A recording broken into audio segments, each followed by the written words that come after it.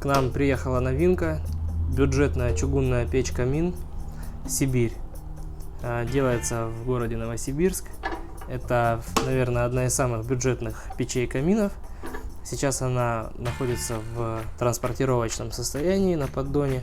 Вообще у нее вот такие вот 4 ножки.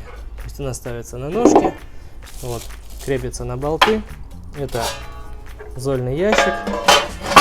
Все это прилично закрывается герметичной дверкой, чугунной литой. Подача воздуха на горение.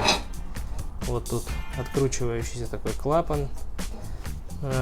Здесь также для обдува стекла предусмотрен, называется верхний шибер, ну, заслонка.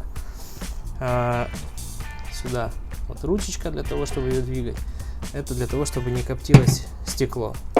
Ну, в целом печка выглядит довольно неплохо. Здорово, что начали делать такие чугунные печи в нашей стране.